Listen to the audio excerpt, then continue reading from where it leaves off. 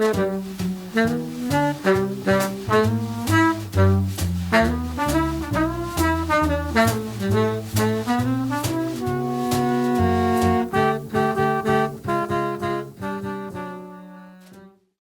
want to show you that the things that a person does who is successful, they find everything that is going to make them into a better product. So go on. No, so I heard about it. There were several in Manhattan. I was living in Manhattan at the time. And, Toastmasters. Toastmasters. It's an international organization, actually. Almost every town has one. And you basically go in and with working with your peers in the room, you learn to publicly speak better.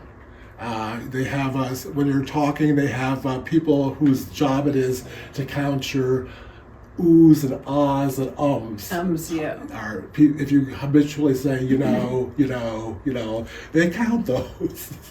It's great because when you asked me to do a little speech there, and I did a little speech, and I must have said like that, and they said, you said, I don't know how many of these, and I thought, well, I'll be careful of doing that again, except that I know I speak well, but go on. No, it's true, and so you're not aware of these things, and as a result, you keep doing it, but when you have somebody pointing it out, that's fine. Also, you had time limits.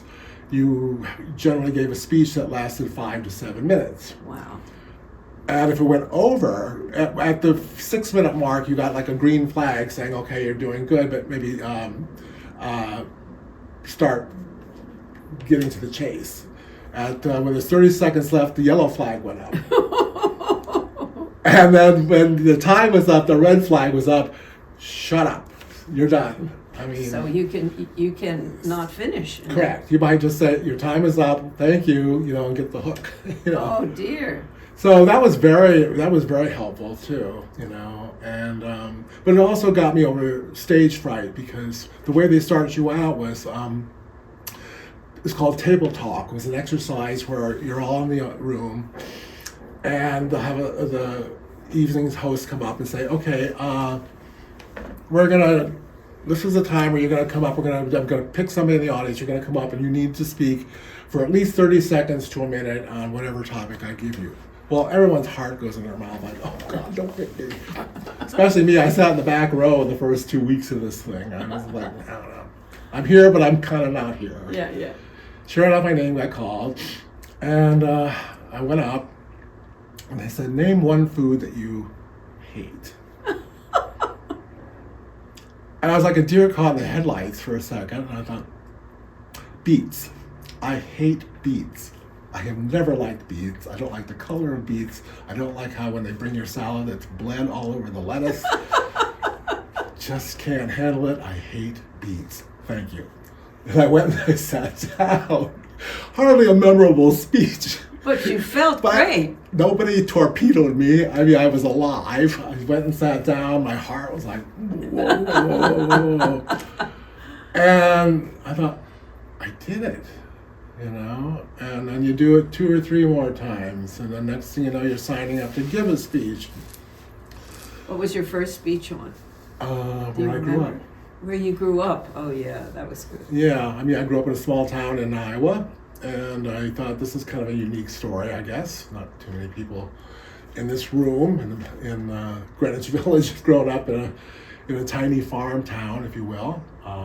And I just, for the next few minutes, I just told about growing up there and how we amused ourselves, how we got through, and people found it pretty fascinating. And that was my first one. They always said, talk about something you know. It's kind of like writing, write about what you know, and then eventually you might get more creative in other areas. And then I went on to other topics, work-related or relationship type things. Now, you also ran those meetings sometimes, didn't you? I mean, well, ironically, after I was there a few years, and for a year, then I was elected president. Oh. Which totally threw me off too. I was like, really, Brian? I mean, you've come a long way here from someone who sat in the back row the first several weeks, and suddenly now you're the president. So I did that for a year, and that was very educational. So by that time, there was really no reason to fear doing the videos at work, for instance. I just did an You just did it. And you just learn as you go. Yeah. But getting back to volunteering and the fundraising and all that, it's been my experience that I wrote news for several years, and then I decided to jump ship and do something else after that ended. S&P had major layoffs. They got out of the equity research business pretty much, and a lot of us were let go. And I looked at it as kind of a gift because I was really looking for a change, and I thought, what else can I do? And so many people over the years have said, why don't you try sales?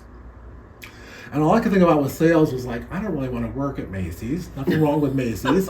Or the Container Store, or this or that. I just don't see myself behind the counter or whatever. And I don't see myself going door to door selling encyclopedias. But they said, no. I mean, there's other ways to do it. And real estate popped into my universe. And I always kind of found it interesting. So I decided to give it a try. Oh boy, and boy are they lucky to have you. Well, I don't know. I mean, the thing was, by this time I was living up in Westchester, not the city. I don't think I could have survived that change in the city. I probably would have stuck to news, because I had a whole history. But going up there, things moved a little slower, yes, but at the same time, I wasn't a hometown boy. I didn't go to school where I was living, I mean, it's not like we had the neighbors and the whole built-in friends and family and whatever to get you started. Mm-hmm. I basically had to just hang out my shingle and get busy and show people I could do it. He said, how many homes have you sold? You just avoid questions like that. What do you say? Oh, I don't know if I ever lied. I just would look for some other subject to... I've been doing this for a year, I'd say, or some dumb thing, but you just had to get their trust. Yeah. I can do it for you. I'll get back to you.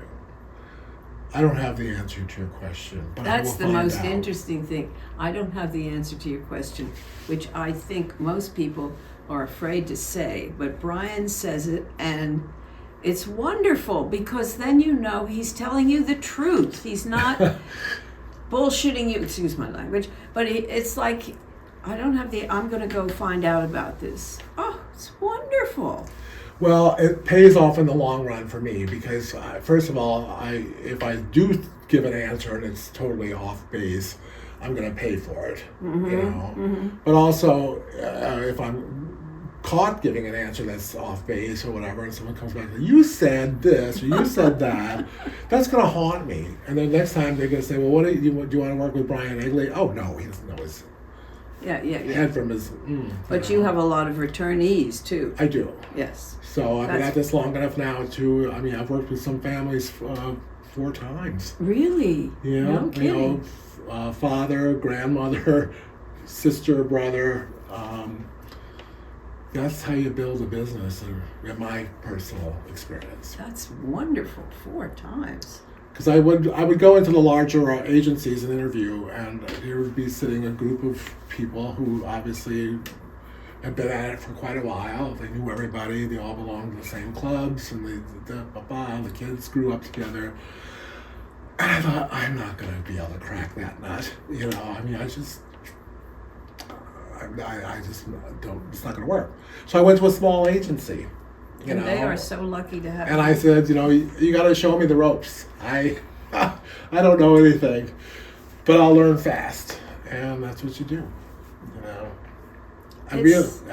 This is what, and I hope that this video gets around, because what a person does in their life to create a better them or a better working person or everything, that person is going to get ahead. But if you, and there's guys who sit in his office and wait for something to happen. That's not going to happen. And Brian tells me he doesn't wait. He goes after. He goes back to the people who have tried before. Isn't that so? Oh, yeah. No, I mean, if you reach out to people and they're not ready to do something, or they don't want to, they're not, I mean, that's fine. And I'll wait, and eventually I'll find a reason. I don't hound people. I mean, I'm very careful or not to try to come across that way, but I'll just, hey, was thinking about you. I was going through my files, just wondering if anything's changed in your life, or any of your neighbors or family or anything might have use for my service or whatever. And sometimes people say, as a matter of fact, my niece is, getting married and they're going to be moving to Westchester, or, whatever, or my neighbor's husband died or whatever, and she's just not up to keeping the house the same way. Things like that. People's lives change all the time, and they don't right away think like, oh, let's call Brian necessarily. But if I'm around and if you put a phone call into them, oh yes, I remember that guy, and he was so terrific. But for me, a big compliment is oftentimes returning to someone's home who I'd been to a long time before. I might have even done a listing appointment or something, and at the time they weren't ready to do anything. You go back and 4 years later, and there's your card still on their table. I was like, wow, you saved my card all this time. That's wonderful. Oh my God. It's like Dorian Gray. I haven't changed a bit. But no, that's flattering, because that means a lot. Yeah. Well, it means a lot to me to have a friend like Brian, because it's impossible for us to get together because he's so busy all the time. But every once in a while we get together and we talk and we talk and we talk and we talk and we find out about our lives. And it's wonderful because even though we are doing something totally different, it seems that we are very much on the same level most of the time about what we talk about. I find that fascinating. I do too, and I think one thing I need to stress with people who may be watching is that it's very important, at least in my universe, to have mentors, to find people who motivate you, see what they're doing, why they're doing it, learn from them. And that's one thing from the get-go I got from you. Really? Yeah, I mean, really, honestly. I had no idea. From the time we met, I mean, you taught me different ways of thinking, or ways of, you were like such a problem solver. I mean, I would come say oh, I need this, or somebody I know needs that, or whatever. And within seconds, you'd be like, you need to call so-and-so. And you practically dial the phone for me. I'm like, wait a minute, I'm not ready, I just was throwing this out. And you'd be like, no, here's what I know, and this and that. You were such a connector of people. That I know I do well. Yeah, and that was true with the Colleagues Theater Company too. I mean, my God, when I think of the people that not only starred in the shows, but we had a terrific board. I remember a fellow, Stephen Canfor. Yes, yeah. Who was quite a very well writer, a novelist. Not a novelist so much. I think he did a lot of biographies. Lucille Ball, Groucho Marx. But he also did the thing about the witch trials, the McCarthy trials. Oh, okay, right. Yeah, go on. And I think he taught at Sarah Lawrence or something like that too. Fascinating man. But when 9/11 happened, all the theaters shut down in New York. Everything shut down for the most part. And we were mounting the show, The Mad Woman of of Shiloh. Which we were still active, I'd say it's time to do it again because it's got a perfect message. But that said, we went ahead and forged through, and we opened that show a couple weeks after 9/11. Yeah. And he wrote something for the New York Times about that, and he tied it into what happened in London, when the big bombings, the Blitz. The theaters were the one that got things going again, with people opening their doors and getting people to come out, whatever. Mm-hmm. And that was wonderful that for us that he tied Colleagues Theater Company in on that, and we got a lot of publicity from that. Yeah, he was terrific, and there were a lot of other people that kind of came along in different areas, and I mean, I would say I'd call so and so to be in the show, and then that would remind me, oh, there's this person that could go also. So why don't I just ask them? And the thing with Kitty, which was she thought I was somebody else when I called on the phone, and she said yes, she would do the show. And then she realized, I'll never forget, she came down to the rehearsal, the first rehearsal that we were doing, and she said, I don't want to do this because I don't have enough to do. I said, hold it. And I went to, I forget her name at the moment. Oh, so terrible because it went right out of my mind. One who she played Peter Pan all the time. Sandy Duncan. Sandy Duncan. I went to Sandy Duncan. I said, Sandy, Kitty will only be here for 3 days. Can I take that one piece? And Sandy said, oh, sure. So I give the piece to Kitty. Then Kitty didn't want to leave. She was having such a good time. But I mean, it was like you had to think fast on your feet. It's like, some of the other things that happened that oh, God. Well, I mean, the one thing I learned too from being backstage was the curtain goes up at 8 o'clock. And I had known from the news business that, you don't turn on the television and someone says, the 6 o'clock news will be on at 6:15. we're not quite ready, Just the 6 o'clock, 8 o'clock, whatever your time is, the curtain goes up. That's it. I mean, unless there's something extraordinary going on, and that's discipline. Oh yes. I mean, and I have to tell this story. Can I tell the story about Jamie with Dina Merrill? No, that's a terrorist. I'll do that some other time. Bring him on. He could tell it. But, yeah, that's right. A lot of great backstage great stories, that's for and sure. and Tammy Grimes knew what everybody could possibly do for her, and with my husband, she knew he would bring candy, and she would say, "Where is Huey?" And Huey would bring her the candy that she wanted. And I mean, we had some wonderfully interesting people, and with Rosemary Harris was only going to be on for, I think, one night, and she came to rehearse with me. I'll never forget this, and she said to me, "Catherine, what does this mean?"